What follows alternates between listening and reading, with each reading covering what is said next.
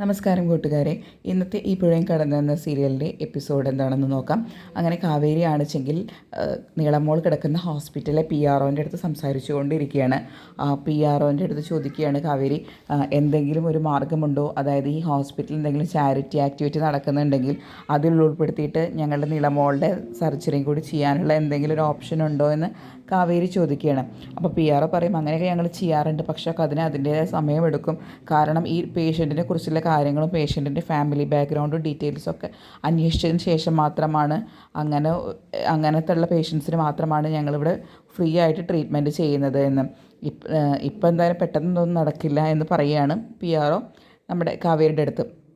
അപ്പോഴാണ് വേറൊരു പേഷ്യൻറ്റ് വരുന്നത്. അതൊരു ആക്സിഡൻറ്റ് കേസാണ്. അത് ശരിക്കും നമ്മുടെ രാഗിണിയും നിവിനാണ്. അപ്പോൾ കാവേരി അവരുടെ മുഖമൊന്നും കാണുന്നില്ല. അപ്പോൾ PRO ചോദിക്കും രാഗിണിയുടെ അടുത്ത് എന്ത് പറ്റിയതാണെന്ന്. അപ്പോൾ രാഗിണി പറയും ആക്സിഡൻ്റ് ആണ് എന്ന്. എന്നാൽ ശരി, വേഗം കാഷ്വാലിറ്റിയിലോട്ട് മാറ്റിക്കോളൂ എന്ന് പറയുകയാണ്. അങ്ങനെ കാഷ്വാലിറ്റിയിലോട്ട് മാറ്റുകയാണ് നമ്മുടെ നിവിനെ. ഇതേ സമയം നമ്മുടെ നരേൻ്റെ വീട്ടിൽ നരേൻ്റെ മുത്തശ്ശനും മുത്തശ്ശിയും സംസാരിച്ചു കൊണ്ടിരിക്കുകയാണ്. നരേൻ്റെ മുത്തശ്ശി ഇങ്ങനെയാണ് പറയുന്നത്, അതായത് എൻ്റെ മോളുടെ മകനല്ലേ നരേൻ, നാളെ ഒരിക്കൽ ഞാൻ മരിച്ചു പോയി കഴിഞ്ഞാൽ ഞാൻ അങ്ങേ ലോകത്തെത്തുമ്പോൾ എൻ്റെ മോള് ചോദിക്കില്ലേ, അമ്മയെ എൻ്റെ മകന് വേണ്ടിയിട്ടുള്ള എല്ലാ കടമകളും അമ്മ ചെയ്തിട്ടുണ്ടോ എന്ന്. ഞാൻ എന്താണ് അവിടെ മറുപടി പറയുക അവളുടെ അടുത്ത്? പിന്നെ അത് മാത്രമല്ല, ഇപ്പം നമ്മൾക്ക് അധികം ആയുസ്സൊന്നും ഉണ്ടാവില്ല. നമ്മൾ കുറച്ച് കഴിഞ്ഞ് നമ്മളും മരിക്കും. അത് കഴിഞ്ഞതിന് ശേഷം അവൻ്റെ ജീവിതം ഒറ്റപ്പെടില്ലേ? അവൻ ആരായിരിക്കും വയസ്സാം കാലത്തൊരു കൂട്ടിനുണ്ടാവുക? നാളെ അവൻ മരിക്കുമ്പോൾ അവനെക്കുറിച്ച് ആലോചിച്ച് കരയാൻ പോലും അവനും ഒരു മക്കളില്ലാത്ത അല്ലേ അവസ്ഥ ഒന്ന് ആലോചിച്ച് നോക്ക് എന്ന് പറഞ്ഞിട്ട് ആണെങ്കിൽ വളരെ വിഷമിച്ചുകൊണ്ടിരിക്കുകയാണ് നരേൻ്റെ മുത്തശ്ശി.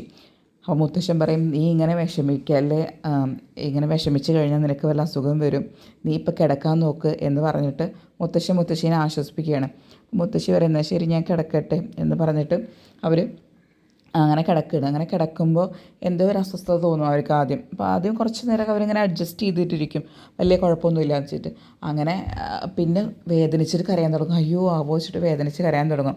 അപ്പോൾ അത് കണ്ടപ്പോൾ മുത്തശ്ശന് പെട്ടെന്ന് തന്നെ പേടിയാവും. മുത്തശ്ശൻ ഗായത്രീനെയും ഒക്കെ നരേനെയൊക്കെ വിളിക്കും. അപ്പോൾ ഗായത്രി ഓടി വരും. ഗായത്രി ഓടി വരുമ്പോൾ അമ്മ അങ്ങനെ വേദന കൊണ്ട് പുളയുന്നതാണ് കാണുന്നത്. അപ്പോൾ അയ്യോ അമ്മ എന്താ പറ്റിയെന്ന് ചോദിച്ചിട്ട് ഗായത്രി ഇങ്ങനെ എണീപ്പിച്ചിരുത്താനൊക്കെ നോക്കുന്നുണ്ട്.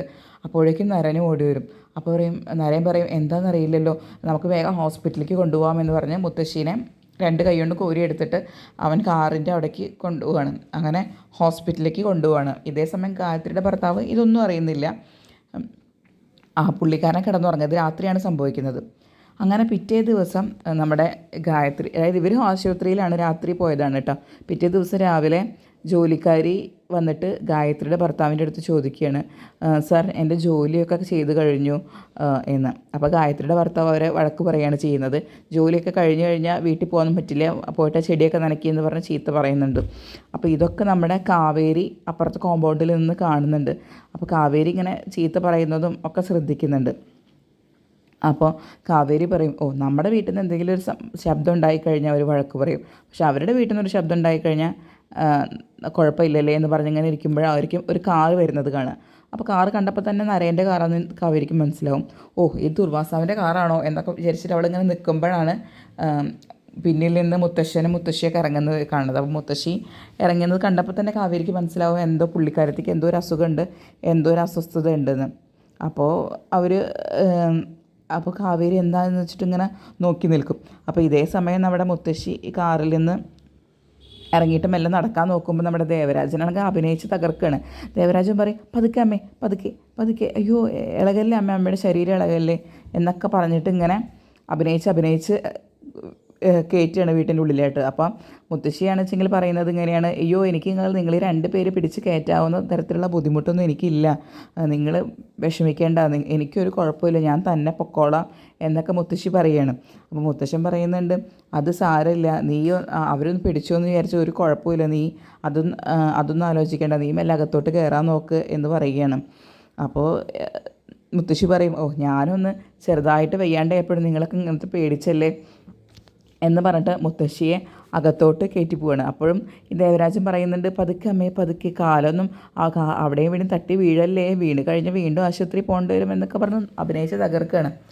അങ്ങനെ മുത്തശ്ശിയും മുത്തശ്ശനും നരേനൊക്കെ അകത്ത് പോകുമ്പോൾ ഗായത്രി ആ, വന്നിട്ട് ദേവരാജൻ്റെ അടുത്ത് പറയും, എൻ്റെ ദേവേട്ട, നിങ്ങൾ അഭിനയിച്ച് തകർത്തത് മതി, എന്തിനാണ് നിങ്ങളിങ്ങനെ അഭിനയിക്കുന്നത് എന്ന്. അപ്പോൾ ദേവരാജൻ പറയും, ഇന്നലെ നിൻ്റെ അമ്മയുടെ പെർഫോമൻസ് എന്തായിരുന്നു എന്ന്.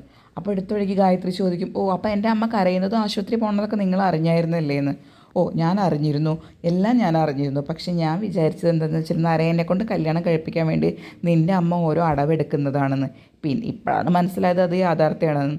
എന്തായാലും നിൻ്റെ അച്ഛനും അമ്മയും പെട്ടെന്നൊന്നും ഇവിടെ നിന്ന് പരലോകം പോകുന്നില്ല, നീ അതൊന്നും ആലോചിച്ച് വിഷമിക്കട്ടെ, രണ്ടെണ്ണത്തിനും ഒടുക്കത്തെ ആയുസാണ് എന്നൊക്കെ പറയാണ്. അപ്പോൾ ഗായത്രി പറയും, നിങ്ങൾക്കൊന്നും മിണ്ടാതിരുന്നൂടെ ദേവേട്ട, കാരണം അവരുടെ ഭക്ഷണം കഴിച്ചിട്ട് അവരുടെ ഉപ്പും ചോറും തിന്നിട്ട് അവരെന്നെ യമലോകത്തേക്ക് കയറി പോകാൻ വേണ്ടിയിട്ട് നിങ്ങൾ പറയുന്നു എന്നൊക്കെ പറഞ്ഞ് ഗായത്രിയും അദ്ദേഹത്തിൻ്റെ അടുത്ത് വഴക്കുണ്ടാക്കിയിട്ട് പോവാണ്. അങ്ങനെ ചെടി നനച്ചുകൊണ്ടിരിക്കുകയാണ് ആ വീട്ടിലെ ജോലിക്കാരി. അപ്പോൾ ജോലിക്കാരി ചെടി നനച്ചുകൊണ്ടിരിക്കുമ്പോൾ കാവേരി വന്നിട്ട് ചോദിക്കുന്നത് എന്താണ് പറ്റിയത്, അമ്മയ്ക്ക് എന്താ പറ്റിയത് എന്ന്. അപ്പോൾ പറയും, ഓ അത് ഇന്നലെ വെയ്യാണ്ടയായിട്ട് ആശുപത്രി കൊണ്ടുപോയതാണ് എന്ന്.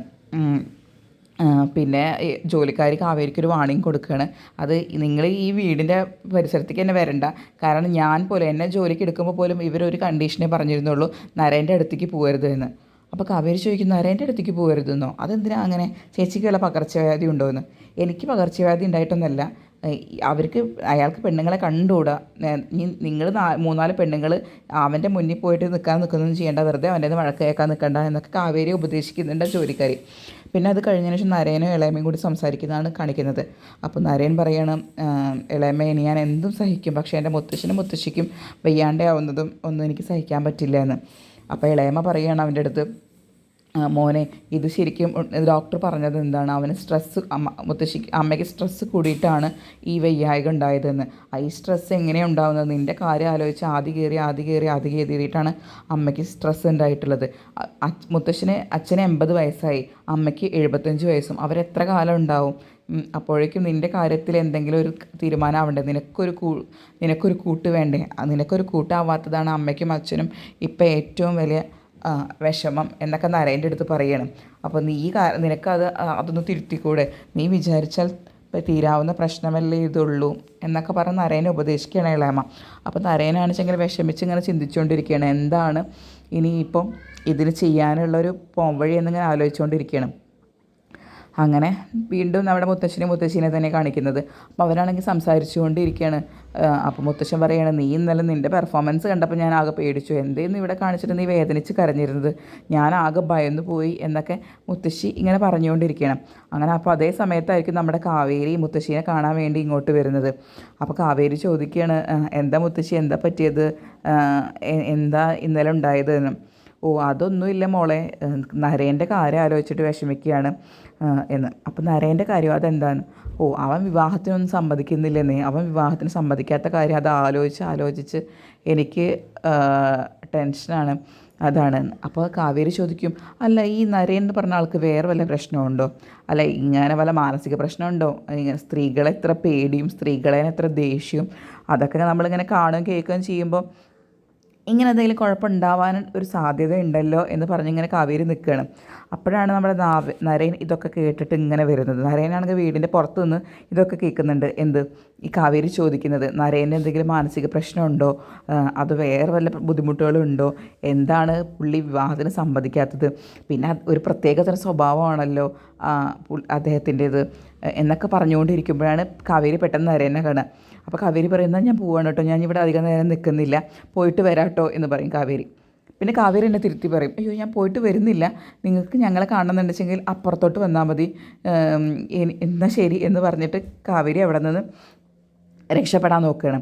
അങ്ങനെ അപ്പോൾ മുത്തശ്ശനും മുത്തശ്ശി ആകെ അമ്പരന്ന് നിൽക്കുകയാണ്, കാരണം ഇവളെന്താ ഇങ്ങനെ പറഞ്ഞത് എന്നാലോചിച്ചിട്ട്.